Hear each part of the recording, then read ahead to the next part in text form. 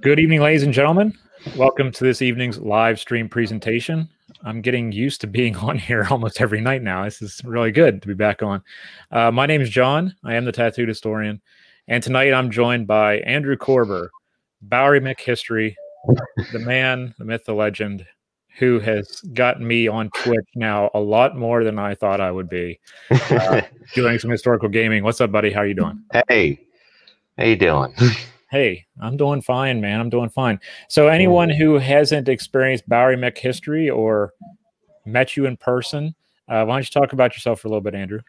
Yeah, so as John said, my name is Andrew. I'm actually currently still doing my undergrad at Gettysburg College.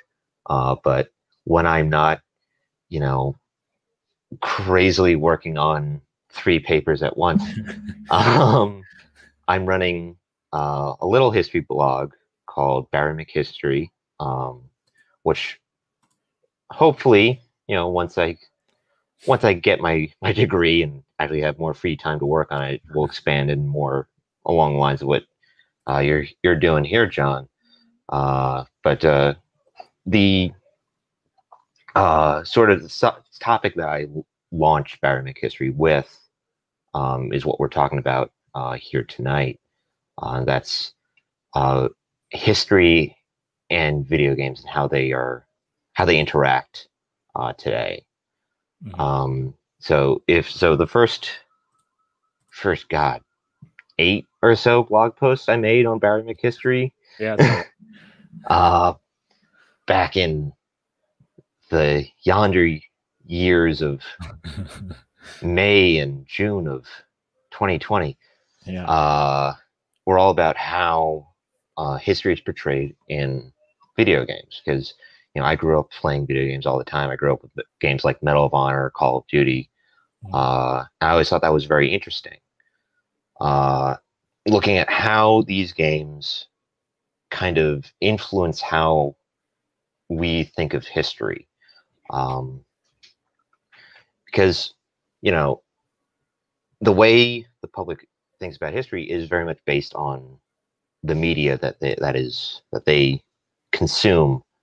That's based on history. So, movie, literature, even music to some degree, all influence how we think about our history.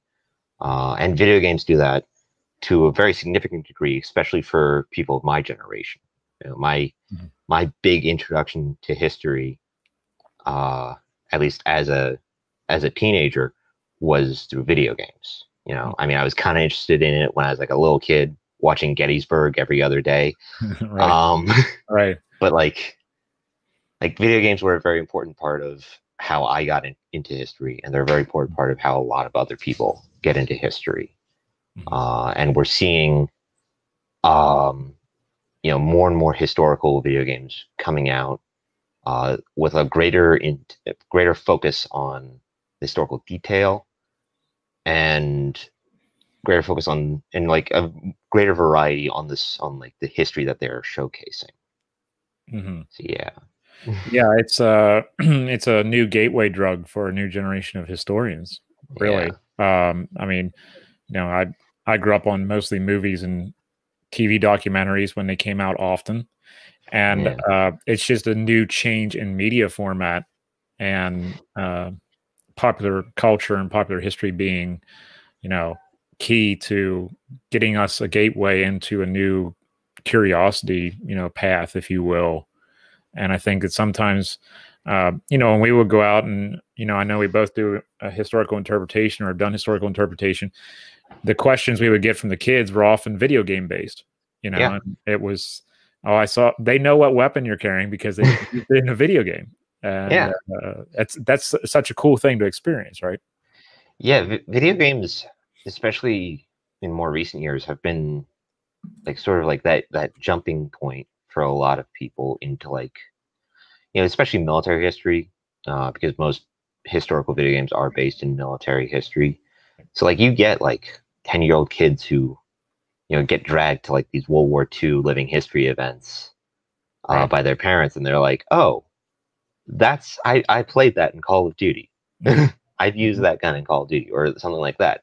And it sort of like breaks that first barrier that allows for, you know, that like big interpretive moment that actually will hopefully foster that kids' interest in history to go further. Right. Yeah. And I have often thought about how historians and history students and just people who just enjoy history can change their interaction with that media form, because instead of just thinking about as playtime, like we used to when we would play NES and we would play, you know, Genesis and all that stuff, because I'm an old school gamer, to actually think of it as a stepping stone, because I think that mindset of mine changed because of interacting with those visitors and with the tourists and all that at events or at historical sites, because it's like, wow, it's influencing the people who are coming to see us do an event or whatever, and it's influencing how they're starting to see the past. So it's up to us as historians or students or whatever to find out where they're getting it from, and then the changes that we can do to the mindset to say, like, okay, we know you saw us in Battlefield 1, but you know, it's a little bit different than that. Yeah. Or this was historically accurate and this was not. And it starts to open up a new conversation. Yeah, definitely. So like when I was growing up, I played a lot of Call of Duty, played a lot of Medal of Honor, but I was also interested in living history. I didn't do it just yet, but I still liked going to like World War II events because, you know, it was a chance to see all the stuff that I was experiencing in those video games in real life. So it was a chance to see the guns in real life. It was a chance to see the uniforms or the tanks all in real life. And that really just like, you know, got me interested in living history and reenacting, which, you know, is a giant hole to pour money into. Yeah. But it also, you know, encouraged me to, you know, learn more and go out and like, so like a game like Call of Duty, like portrays like D-Day or something. Like, okay, I just played through the D-Day sequence.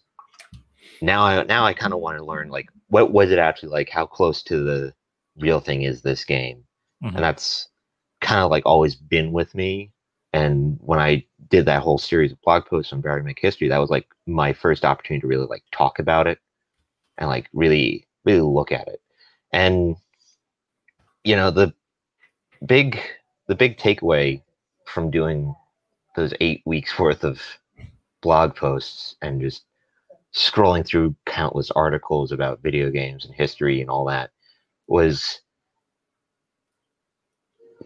there's a balance video game developers have to achieve when they're making these historical games. I think one of my friends who's also been on our Verdun, who was actually on our Verdun stream last Friday, Garrett, made this point in a comment on the very first video game blog post. And it's like they have to achieve that balance.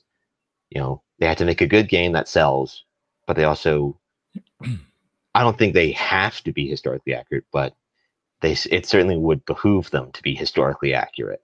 Because that's a very easy criticism to blow up, especially historians. Like I've seen countless historians berate games and developers for historical anachronisms.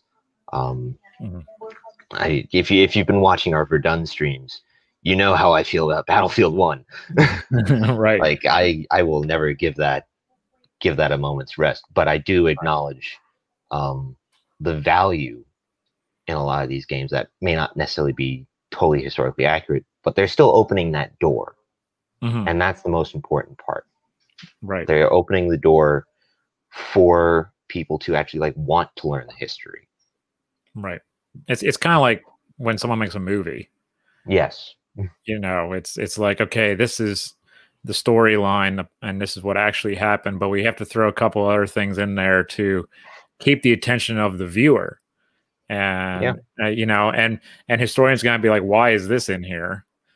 And the regular layman public who maybe never studied history or didn't study that part of history is going to be like, wow, that's amazing. I want to learn more about it. And then they learn that maybe it wasn't like that. Yeah. You know? I mean, in a lot of ways, video games have sort of taken the place of historical based films. You know, I would argue, you know, if you ask like a 14-year-old today what the first thing they think of when they think about D-Day is, they're probably not going to say Saving Private Ryan or The Longest Day. Right. They're probably going to say Call of Duty. Right. Right. Yeah. Yeah. And yeah. And it's important that, like, you know, people in the history field acknowledge that, you know, that's how it is now. Like, these aren't just like throwaway pieces of media. These are actually influencing how people look at history and how people think about history. Right. And on the flip side of that, developers need to, you know, start kind of, and we are seeing this. Developers need to kind of figure, oh, the things that we make and we put out is actually influencing how people look at history. Maybe we should try to be a little more accurate in what we show, what we put into our games. Right. Right. And I think that leads to more job opportunities for historians. Absolutely. You know, you get in touch with one of these game developers and they figure out that you understand this one part of history and you play the video games or whatever it may be, you e-game, you do whatever on Twitch or however it may be. There's a chance that that comes to fruition where you're an advisor or a technical advisor or something like that on a game, because they want that knowledge so that historians don't rip it apart, but yet they still make a game that's worthy of the public's attention, and saying, if you're not into history, you're still going to like the storyline, because you see it now, Andrew, more than ever. Yeah. Video games are starting to be more storyline and plot driven. If you play the ones that aren't like the multiplayer, if you play just a regular streamline one, it's more like a movie now. Oh, definitely. In fact, so what we're seeing in the video game industry is there is a push towards more narrative driven games. And, you know, gamers for the most part want that story. And, you know, I think there are some developers who are like, how do we put, you know, something like World War I or World War II into like a compelling story? And some developers have succeeded at that. I hold that the single greatest World War I game ever made was Valiant Hearts: The Great War, which is a side-scrolling adventure game, about World War I.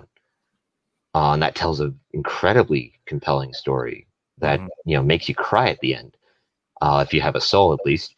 Right. But I think, you know, that's going forward. I think that's definitely what we're going to see more with historical games, is that story driven side. And it's number one, it's, you know, great to bring in new people to the gaming world. Two, it's allowing those who didn't buy into it to start to think about it in a new way. It's not just gaming now, it's entertainment. It's can be educational. As you say, you could tell if someone has a soul or not, depending on how they interact with some of these things. But it's really amazing to see the changing ways in which, because it's not like video gaming was 20 years ago, where you just put out another series of this and there's no storyline, there's no plot. You just have a first-person shooter, or you have whatever's going on. You know, in general, now each one of them are competing with each other to tell a better story, as well as getting the history right, and as well as getting the gear and equipment right. And if it's a military game or whatever it may be, it's all competition now. And before we came on, I said to you about how many listeners may not know this. There's a thing going around now that by 2025, so in less than 5 years, the video game industry is going to be $250 billion industry. So you can't ignore $250 billion industry as a historian now. You know, Yeah, especially when it comes out absolutely with not. history-based games, you cannot say, "Oh, it's just a video game," and throw it to the side. Now you have to interact with it. Yeah, it is becoming harder and harder for historians to ignore the video game industry. It just really is. Mhm. And to go back to you mentioned what you said about, these historical video games can be educational. Mhm. Going back to like the early 2000s, these games were incredibly educational. They just weren't obvious about it. Like I remember the game Medal of Honor Rising Sun, which Oh, was set yeah. in the Pacific Theater. Yep. So the collectibles, or like the unlockable stuff for that game, depending on Mhm. like the difficulty that you beat the game on, was stuff like original photographs or maps or original documents. They even had actual interviews from actual World War II vets who fought in the Pacific Theater. Mhm. Like I remember I I learned remember that. all about the BAR, the Yeah. Browning Automatic Rifle, Yeah. from like this little video clip that was in the game. Yeah. And I remember that that. was like, wow, I just learned something from a video game. Mhm. And that's I think that was like 2003 when that Yeah, I came was gonna out. say that's almost 20 years Yeah. ago. Yeah. Yeah, like, and that has been relatively consistent through a lot of historical video games. Mhm. They do attempt for the most part to put in the actual history. Right. Going back to Valiant Hearts: The Great War, the collectibles in that game unlock actual documents and in the actual history Mhm. that the game is based around. Mhm. Um, Yeah. And same for the Brothers in Arms series, yeah. for all the Airborne fans out there. And they did it for, and Kara brings it up in the comments, the Lay and Lois Smith collection. That's in Yes. Radio General. Yeah. The World War II Canadian game where you are the Canadians in the Second World War. And Yeah. it has the thing after every scenario where you can check out the original photographs and you can check out the original documents and stuff. And that collection is at Western University. And the first time I played it, I'm like, wait a minute, it says Western University where I'm supposed to go for my doctoral degree. And I'm like, they had someone digitize these things and put them into this game. And it's like, wow. And so then Yeah. you realize where these things are held. And then it's like, okay, well, if this is in the New York Public Library, or this is in Western's archives, or this is in, UCLA's archives, whatever, then it's cool because then you can go see the actual document if you are in the area, Yeah. And I mean, it just goes to show that video games are very much a gateway drug for history. Right. Yeah. Yeah, exactly. And Exactly. they're becoming more and more so every day. Oh yeah. Yeah. We're live right now on Facebook, YouTube, and Twitch. And I know for everyone over there on Twitch, they're seeing a large uptick in historically based games, and they're seeing a lot of historically based gaming from people who have a history background. And so you're Yeah. starting to see this shift now where history students and historians and our people are starting to realize that, hey, not only do we like playing these games, but we can go on here like we do on Friday nights, and Yeah. we can actually talk about this stuff. And maybe, we kind of like fill our need to learn from each other and network, but also we're Yeah. helping others understand that it's okay to like history-based games. Yeah. Speaking of Twitch, like that is becoming a huge platform since uh, COVID. I mean, it was already a relatively Mhm. large platform before COVID hit, but like since then, I was looking up the stats on Twitch today. Mhm. They have like over 7 million people using 7 million active accounts. Yes. Yes. So the question for the history field shouldn't be, well, is there anything worth going on Twitch? The question is, how do we tap into that 7 million? Mhm. And, stuff like what we do on Friday nights, what other historians have been doing with historical gaming, or just sitting and talking on Right. Twitch. Right. Like, that's how you do it. You got to Mhm. go to where the people are. Yeah, and Andrew said this before we went live, everyone, and it's It's the truth. Yeah. The biggest category on Twitch right now is just chatting. Yeah. And we are live right now on Twitch under that category. We're just chatting and we're talking about history. So if you're marketing for a museum or even in a history department at a university and you don't have a Twitch channel yet where you can just talk about, history and all that stuff, in a year you better have it, because it's going to start. I know that University of Kentucky has one. Their eGaming is on there. Yeah. It's not going to be long before the history department is going to be on there at Kentucky, because they're starting to see that it just takes one little moment where it's like, wow, we could reach a whole new audience. And like you said, Andrew, there are 7 million creators, or at least people who are engaging on Twitch right now.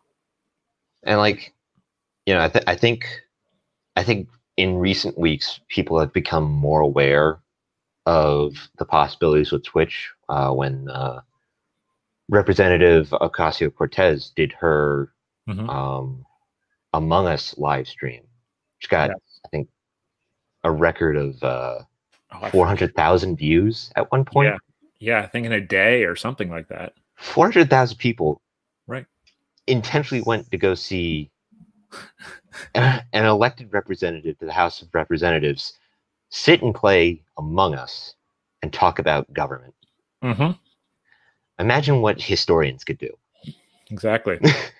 Exactly. And she didn't even take a political side, because that was they told her you could tell people to go vote, but that's it. You can't be like vote blue or vote whatever.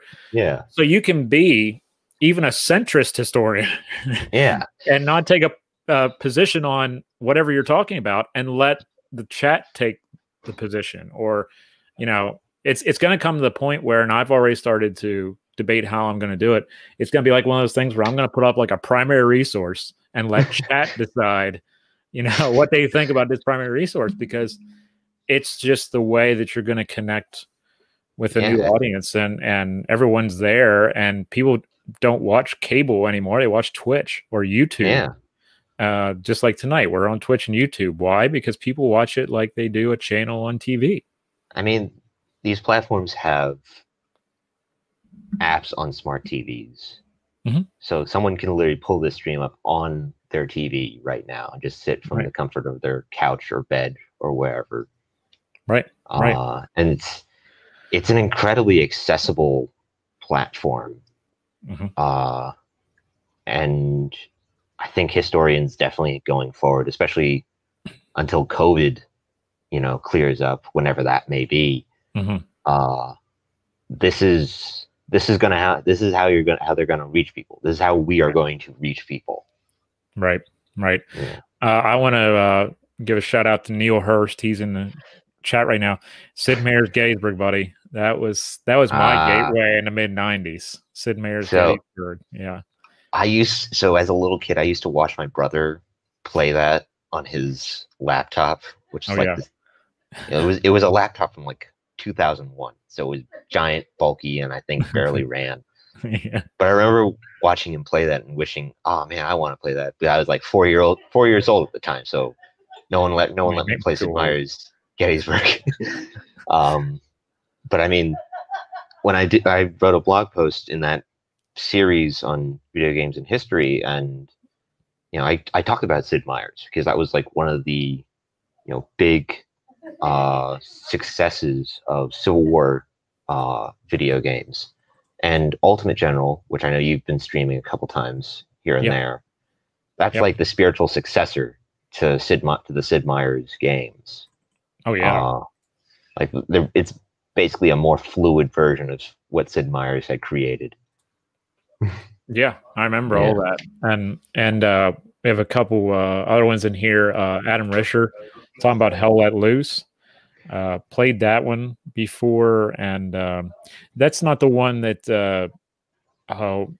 Beyond the Wire. That's not that publisher, is it? That's Hell Let Loose is one of those giant, super intensive, immersive World War II first-person shooters. I haven't really bothered with it. I went to Postscriptum because I know more people who play Postscriptum than Hell Let Loose, and the guys who made Postscriptum just or guys who publish Postscript, I should say, just put out Beyond the Wire, which I know a lot of us great war people were very excited about. I know you made a post about it. Jim Taub made a post about it. Right. I wrote an entire review about it on my blog. Yeah. You always go above and beyond when it goes. Yeah, that's what you do on Bowery Mick. What you do. Barry, thank you for this. You're showing your age by saying the best historical game is the Oregon Trail. I grew up on the Oregon Trail on floppy disk, buddy. That's so like the Oregon Trail, I think, is one of the few video games that I've actually heard of being used in classroom settings. Yes, that is true. And that's something that I think once you see video games becoming like more of a regular part of historical education, like formal historical education, that will be the moment that we know, okay, the history field has accepted this. Right. Because right now, like taking college level history courses, I get assigned documentaries, I get assigned dramatic movies, I get assigned TV shows. Not once has the mention of a video game come up in any of my classes. Right. That's because I'm not teaching the class. It's going to happen in my class someday. I'm going, all right, you're going to at least watch this trailer of this new video game, and we're going to talk about the First World War. What I think would be cool is like, you have the professor come in, just bring in an Xbox, set it up, and just have one of the students like play through a mission in like Call of Duty. And while the student is playing, the professor's like, okay, so here's what's happening. Here's what actually happened. Well, that's going to happen. Yeah. That's going to happen because as the video games become more immersive as well, you're going to have someone who's putting on VR glasses and walking around, wherever a historical site is, or historical era. And that's going to be put onto the projector on a large screen or on a large wall in front of a class, and it's going to be immersive. And that's VR is still in its quote infancy right now to me. Still kind of clunky, but you're going to see it one day in 15 years, something like that. You're just going to put on like aviator sunglasses, and that's going to be your VR. It's not going to be these big clunky things anymore. It's going to slowly start to go down with the times. It's going to get smaller and smaller, just like phones have gotten smaller and smaller, although now they're getting bigger and bigger again. But I wanted to show everyone this short little video here real quick. Yesterday was Veterans Day here in the States, but it was Remembrance Day in my future home of Canada. And I've spent some time in the Canadian Legion hanging out with veterans and all that, because up there it's open to the public. So you can just walk right into your local Legion. There's no membership like for general public. You can just walk in. So there is a membership, but that's for something else, and I don't need to go into that. But you can just walk in and you can hang out with the locals. And so I would hang out with the local vets at the Legion, and I've always been a supporter of the Legion. Well, yesterday for Remembrance Day, my partner Kara sent me this video that they had done for a national movement for the Legion, and I thought it was a pretty awesome thing. It's like a 2-minute video. I'll show it now, and then we'll come back and we'll talk about what we do on Friday nights. We'll talk about the video if we want, and the implications of it, and then moving forward and so on. So let's watch this video real quick, everyone, and we'll come right back.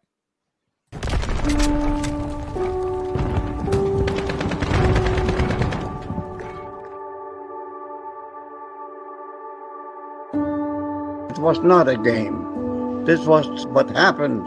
I can still smell, I can still feel all the things that happened to me during the Second World War.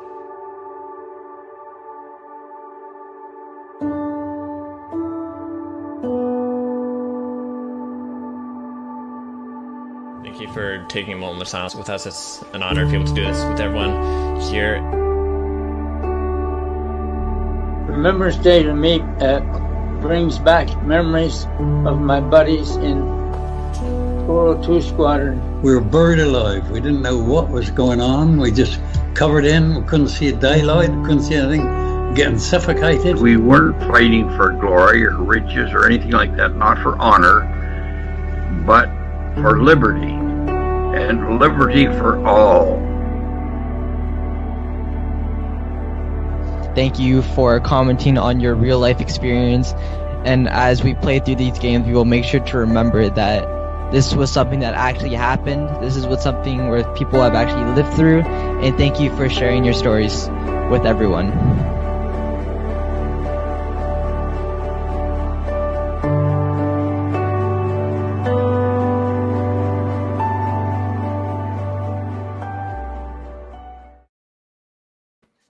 Now, here's what I liked about that.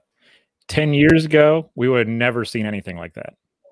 And now we're starting to see this interaction with veterans and with gamers and with people who are just interested in the past, and they got their introduction through gaming or you know, maybe even through movies or whatever. Such a really, to me, a really cool 2-minute commercial that they did for that. And it also showcases that some of us are playing, quote unquote, playing these games because we study the stuff or we appreciate and respect it. We're not just on there playing shoot 'em up for no reason or for whatever it is. Yeah. And when I saw that, and I thank Kara for sending that to me, when I saw that, that was just like, wow, this is showing another shift to me, where now it's starting to be like a national organization is starting to see the power of this stuff, and that gamers are also starting to see that the stuff was real. You have to honor and respect it. And I was like really blown away by that. Yeah. So interesting story. The very first Medal of Honor, which I think was came out in 1999. Yeah, I want to say 2009. Yeah. Yeah. That almost didn't come out because World War II veterans, some World War II veterans were not happy that it was being made into a video game. And Steven Spielberg, who helped start the project, basically convinced them that the way that they're making the game and what they're doing, they're treating it with respect. They're treating the subject matter with respect. It's not going to be like some, you know, hokey, silly thing. And then to see, you know, more than 20 years later, you know, a veterans organization basically acknowledging, like, you know, that it's not just like people don't just play these games just because they like playing, you know, crazy shooters. They actually like, this is how they interact with history. I mean, that's one hell of an attitude shift over the years. And you know, every Friday night when we play Verdun, like, a lot of what we end up talking about is like, God, like, oh man, the original guys must have hated this aspect of the thing. You know, like I think the first time we did it, you know, we were talking about like how hard it was to aim in the game. And like we made the comment like, oh, the original guys probably weren't aiming. They were just probably just pointing the rifle over the top of the trench and shooting and hoping that they hit something. And it's like, we're playing this game with the mentality of like, maybe I'm not phrasing it, kind of lost my train of thought. But like we're going into this with this idea of, we're historians. This is how we interact with history. Not, this is just some dumb fun thing that we like to do. I mean, it is some dumb fun thing that we like to do, but it's also how we interact with history. Right. Yeah, it is a way to pass the time, but it's also we're trying to utilize it in a different way for the way we've interacted with it. There are others who have tried to do it this way or who have done it this way, and they're on Twitch or maybe Facebook Gaming or whatever. When you came to me with the idea, that was an idea that I was trying to think about it, but it just wasn't there. And then when you came to me about the idea of getting a bunch of us together and just gaming and talking about it, and for now sticking with just one game and doing a different force every week, that's when in my head it was like, okay, this is what I've been trying to think of, but I can't think of it. You know, it was kind of like we both finish each other's thoughts where it's like, oh yeah, this is what we need to do. And I'm glad that you wanted to do that, because I'm seriously excited to see who interacts with us every week. We have our regular Twitch people who interact with us, and I would, if any of you aren't on the Twitch channel, I'll put a link in here in a little bit, so you can go over on Twitch and just hit the follow button. But we have people who watch from Sweden, and I think one of my followers is from like Australia and some other places, and they're interacting with us and talking about their country during the First World War while we're playing First World War games and such. Yeah. It's so cool, because maybe they don't talk about that with anyone else, because everyone else thinks, you know, who cares, or they're being a nerd or whatever. So the stuff we've heard for years. Yeah. And now they feel like, wow, this is cool. I can watch them gaming and interact with them in a different kind of way than just watching them game. Yeah. You know? I mean, so part of my inspiration for, you know, when I came to you with the idea was, I don't know if anyone watching this is familiar with them, but there's a relatively well-known company called Rooster Teeth Productions out in Austin, Texas, and they have one of their sub channels is called Achievement Hunter, and literally all these guys do in Achievement Hunter is sit and play video games and just talk. Granted, they're just talking about random crap, but what if we just focused the conversation just a little? And that's basically where the idea came from. And that's, and I'm glad to see that the way it's kind of developed, and, you know, the interaction that we get both, you know, in our group of 4 who play and with the audience. And I hope we get more audience interaction going forward, especially in the coming weeks, because we got some cool stuff in the coming weeks in Verdun. Yeah, what do we have coming up? We're doing Anzacs tomorrow night, right? Yeah, we're doing Anzacs tomorrow night, and then that'll be it for the British Empire and its dominions. Okay. We're moving on to the French and the Belgians. Okay. And then finally the US after that. I get to talk about my people. This is great. Yeah. I'm getting tired of playing the SMLE all the time, so that's good. Yeah. Yeah, but we'll have to do one more round tomorrow, and the good thing about doing something like the Anzacs and stuff, is there's a lot of popular culture out there on the Anzacs. Yeah. Thank you, Gallipoli.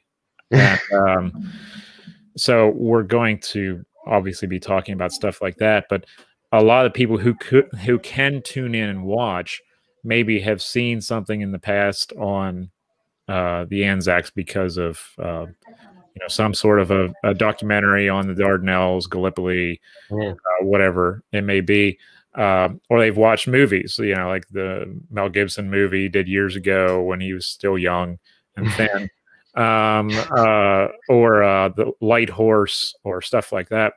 Yeah. So it's really cool to see people coming into the chat who have experience with the different things we're talking about, and they have similar experiences, but theirs may be movies or such. And then we were like, oh yeah, I've seen that. And our documentaries, oh yeah, I've seen that. And then there's all of a sudden, here's this new way of approaching it that we're trying to do. And I would love to see more history students and historians following along, because that's what we're there for. We're not there just to watch each other catch a grenade. We're there to actually talk about the history.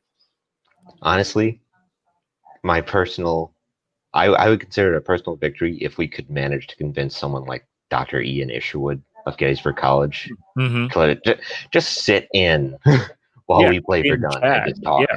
Yeah. I've thought about that, where I was like, we need to bring like someone like Ian or someone like that into just the chat. Yeah.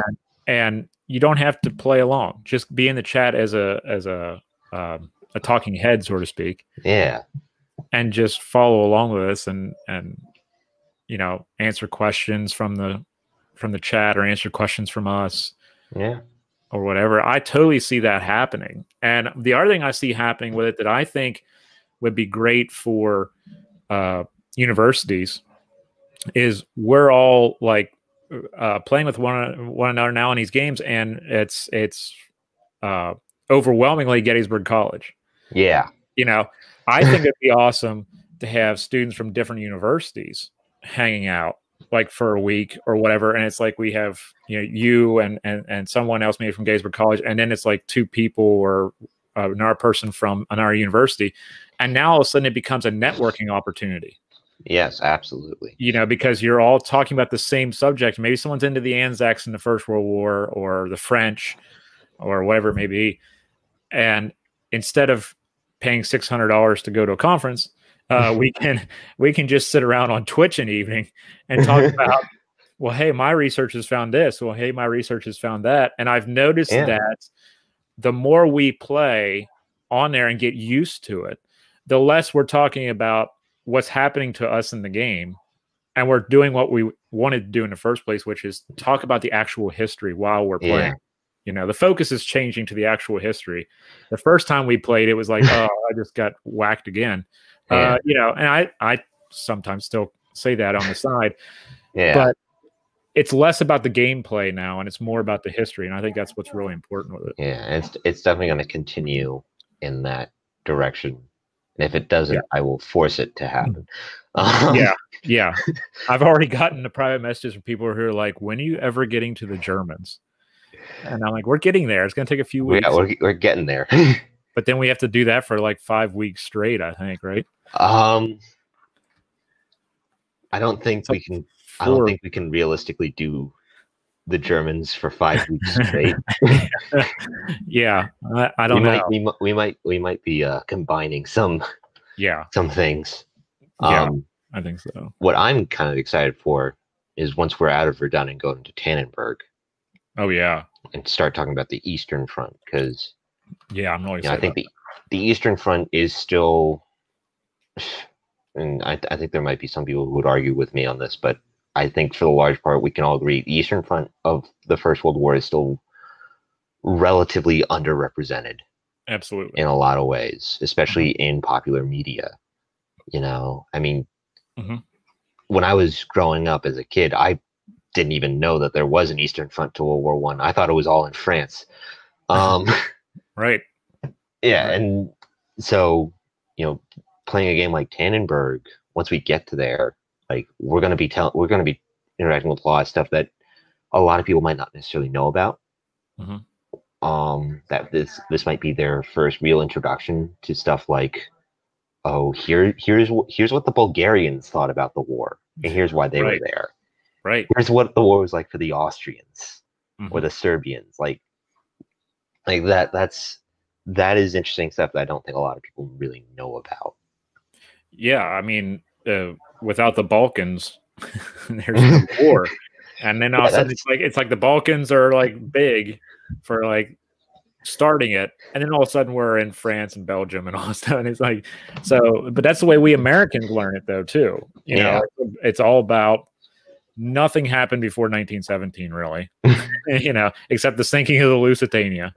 Yeah, and then we go into the Zimmerman telegram and our involvement, and we go forward. So it'd be great to do the Eastern Front stuff because, as you say, we never were taught that kind of thing. We never even got to that stuff in high school. We didn't even talk about the First World War when I went to high school.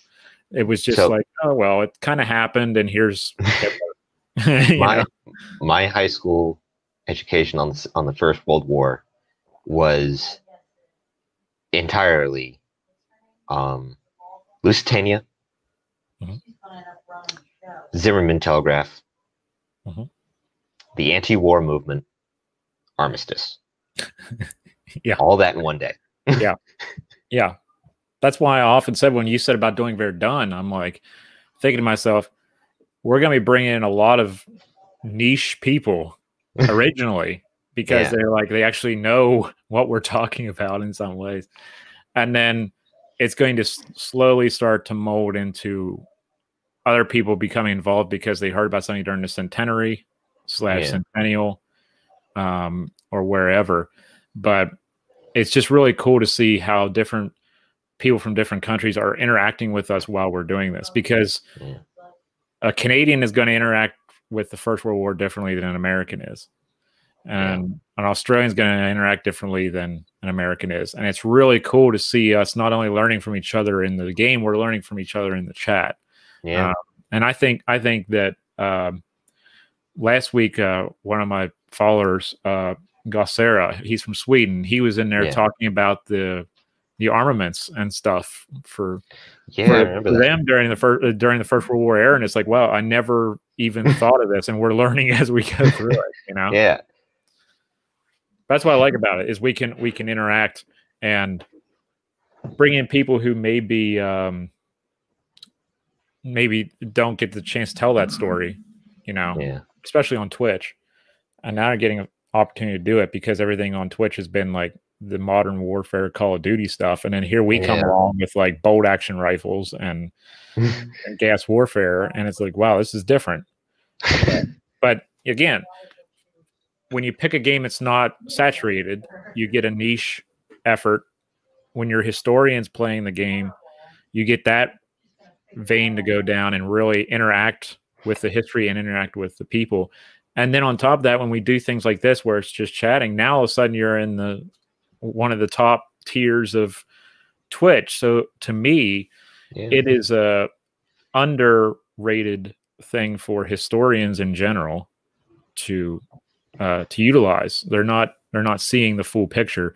And then two, organizations who want to reach a new audience who don't game, period, because Twitch isn't just gaming, like you were saying. It's all kinds of stuff. If they're not using it, there's something wrong. You know, in the next couple of years, if you're not using it, if you don't have a channel, there could be a problem. Hey, now there exists. There is a Bowery Mick History Twitch channel in existence. Nothing's on it. I don't even have like a profile picture on it yet. Right. But it exists, and it will be utilized at some point in the future. That's like part of the plan. Because, you know, especially like this kind of stuff that we do, you know, public history on the internet and in digital space, you know, stuff like that is a requirement. Right. But like going back to what you're saying, like going forward, the history field is going to need to make use of tools like Twitch in order to connect with more people. Because that's just the way it's going to be. Right. You know, and if it's not Twitch, then it'll be like YouTube or Facebook or some kind of social media internet site. Like that is just quite rapidly becoming like a necessity at this point. Right. Yeah, it's almost like if you have a brand or if you have a department at a university or you have a historical site, at least go on and take the name because sooner or later it's going to come in handy, and you want to have that name because someone else takes it, you're stuck. You know, if someone else took Bowery Mick History, you would be stuck. I was lucky no one took the Tattooed Historian, so I was lucky in that part. So yeah, even just securing the name, which is, to me, as someone who does branding as a historian, that's always the first thing you do, just so you know it's there. Even if you, like you've done, even if you haven't put anything up, you know it's there. You know? And when you're ready, then you put stuff up. So yeah, it's something that I'm seeing growing faster than YouTube has done because it's live and there's gaming. And as we said at the beginning, gaming is going to be, if it goes like it is going, it's going to be a $250 billion industry for revenue. And that's, we can't fathom what that even looks like. And to ignore that, because it's not all just going to be gaming, but that's going to be on the Twitch channels. Yeah. So why not, you know, be on there on a parallel course?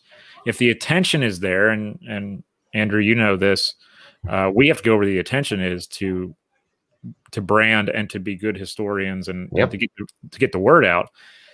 If that revenue is going into a platform like that, you know, through all that work, then why shouldn't we be branding as historians on that as well? You know, I don't see why that's a bad thing, especially when you could set it up for free. You know, I think part of it is, you know, as with any, academic field or field of study, there are going to be like the old guard who think the way that they have done it for 20 some odd years is the best way and therefore should be the only way. Sure. So there's always going to be people like that. If you go, maybe 30 years from now, there's going to be some new platform or new way of doing it. And people like us are going to say, well, Twitch is still perfectly fine. We don't need to go to that new thing.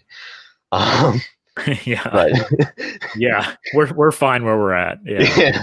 Yeah, we're going to be like that one day, I'm sure. Yeah. But the fact of the matter is, like, I wouldn't be surprised if someone starts streaming, actual like academic lectures on Twitch, like even after COVID is over, like, because that would be great. I would love that. I would actually go and watch and listen to some of them more often. Yeah, now you're giving me ideas.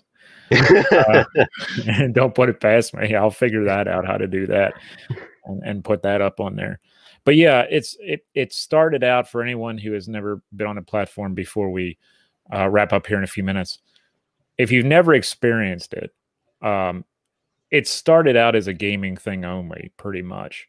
Yeah. And it has drastically changed. And I realized I made a Twitch channel a few years back just to do what you did, Andrew, which was hold my slot. And if I watch a platform to see if it works. And if it works, then I know I have a space and I'll go over to it. So I'm just taking in the real estate. And if the real estate goes up in value, then I move in.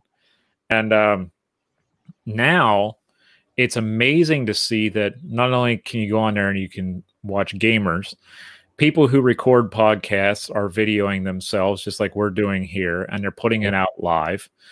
I saw during the early days of the COVID pandemic, when we were all starting to lock down, the NHL started a channel, the National Basketball Association, Major League Baseball, and all these organizations are making it. And that's when I knew it's going mainstream.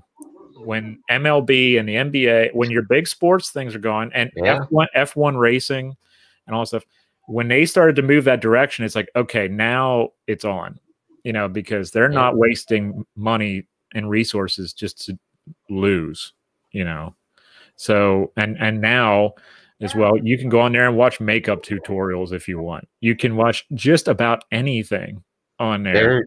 There's like a whole sect of like Twitch streamers who just DJ. Yes. Like they just DJ electronic music. And it's like, it's just a 3-hour stream of them putting on a light show and making noise with their laptop. But it gets like millions of views. It gets millions of views, and they're making thousands of dollars a month doing it through donations and all that stuff, because we can't go to shows anymore. So now they go on there and do their craft, and they can pay their bills because someone has an Amazon Prime account and can subscribe for free on their end, but then the Twitch streamer gets a little cut from Amazon, because Twitch is owned by Amazon, for anyone who doesn't know. And that's another reason why it's not going anywhere. It's owned by Amazon. It's not going anywhere. It's just the way it is. And so that's another reason why these organizations have latched on to Twitch. It's where the audience is right now. Yeah.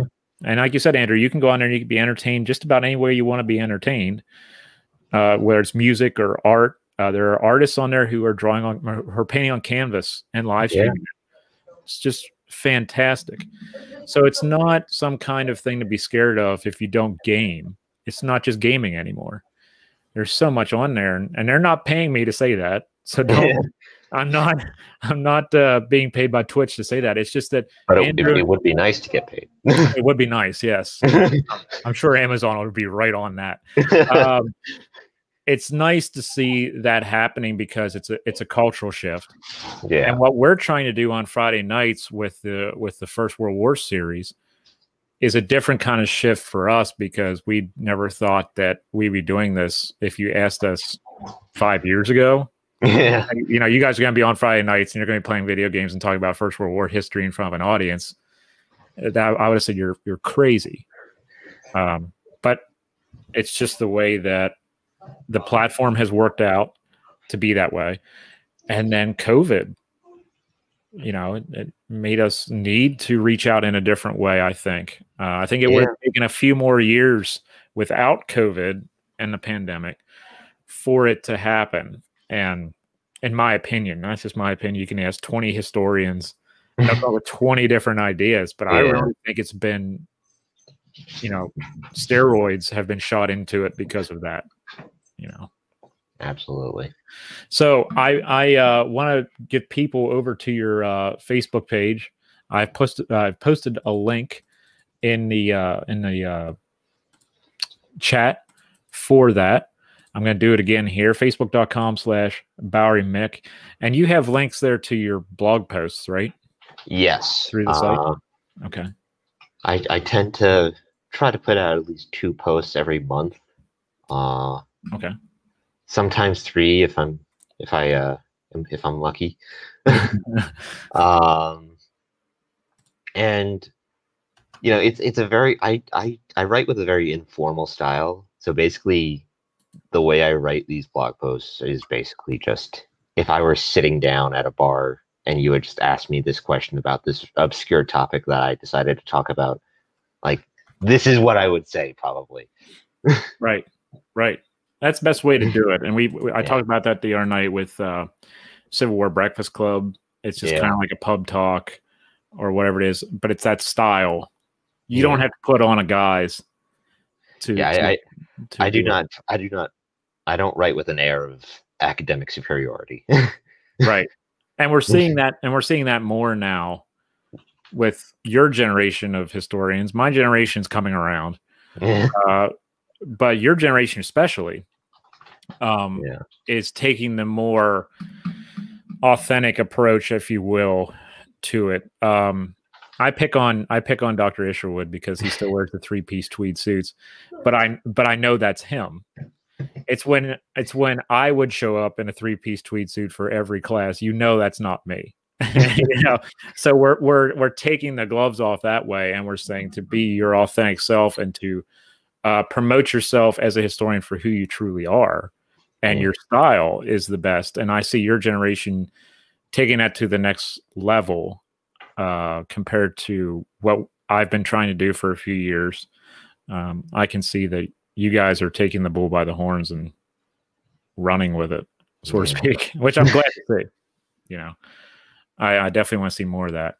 But Andrew, I'm glad you got to come on tonight and talk about this. Tomorrow night, remember everyone, 8 o'clock, right? We're starting at 8. Yep. Okay, 8 o'clock Eastern time. I put the Twitch channel in the comments as well, twitch.tv/The Tattooed Historian. One day in the future, I know that Andrew's going to have his Twitch up and running, and we'll probably be doing simultaneous Twitch runs. And, you know, that way we can get viewers on both sides of it. And you can stick with the person that you like to watch gaming better. He tends to have more kills than I do. I tend to die more. That's he's dropping gas on his own guys. It's okay. But I put the twitch.tv/The Tattooed Historian in the chat there and in the comments. So if you're not on there, you can check that out as well. We're on there every Friday evening at 8 p.m. We're playing Verdun. And tomorrow night we're doing Anzacs. And I just saw you send it to me, Andrew. They just dropped or getting ready to drop a new front on it. I'm a little annoyed about that. I heard it's like the Italian front, but I'm not sure. So I think that picture was them teasing that they now have a physical copy of Tannenberg and Verdun for consoles. Oh, that was. So I'm a little annoyed that the way that they tweeted that implied that they were making a new front. Yeah, we're gonna have to have a talk with them about that. Yeah, we need to start tagging them in our stuff though, so they know we're playing this. Yes, like for our marketing. Yeah, we need to let them know so that we get more people hopefully interacting with us, because you know, I don't worry about numbers. I worry about people just interacting and filling up the chat with good quality history content. And hey, this is what my great grandfather did in the First World War or whatever it is. And that's what we want. That's what we want to see. We want to see become a community of people who love history and historians more so than just having, you know, how many of our followers or whatever else. That's how we run everything. But it's really cool because I get to hang out with some guys who are some quality history students, and then they get to tell me about how old I am. And, I'm basically the pops of the whole thing, which is fine. I'll take it. But we have a great time. And who's with us tomorrow night? Do you know, Andrew? It'll be Thompson, Okay. who's been on a couple of our Verdun streams so far. Right. Also be Jawan, who Okay. was on last week, but had some internet issues. Yeah. Due to Gettysburg College internet. Yeah. Yeah, we won't touch that. I told them to get an Ethernet cable. Oh yeah, that's a definitely one. Friday. Yeah. Yeah, we had some mic issues last week with Jawan. Hopefully we can get that straightened out this week, because he was everyone puts in a lot of great statements in there, and it's kind of hard for me to go through and clip them all, because it's like, wow, this is really a good way of looking at this. And Jawan was saying some great things, and it's like, wow, I missed half of that. I have no idea what he said. So it wasn't his fault. It was totally internet connection. So as we progress through, I'm sure that'll clean itself up as well. And it's just been a really great time, and I've enjoyed it. So thank you for bringing the idea to me, Andrew, and allowing me for running with host it. Oh, it's been a pleasure. It's really been awesome. I enjoy having my Friday nights and doing stuff like that. It's more worthwhile than me just sitting around and watching someone else on Twitch. We get to do some stuff on Twitch. So thank you again, Andrew, for being on. I really appreciate that, man. Thanks for having me. Absolutely. Thank you, everyone who watched on Facebook, YouTube, Twitch. Really appreciate your time this evening. Again, go check out Andrew's page, facebook.com/Bowery Mick. I put a link in the chat and in the comment section. And then every Friday night we're on Twitch. We're on twitch.tv/The Tattoo Historian. I also put a link to that in the comment section. So please go over there. If you go over to the Twitch channel, you'll see a follow button. It has a little heart on it. Just hit that. It doesn't cost you to follow a page. You just go over and hit that button, and you can follow along. And as soon as you're a follower, you get to take part in the chat, because Twitch has it set up to where you can't chat unless you follow.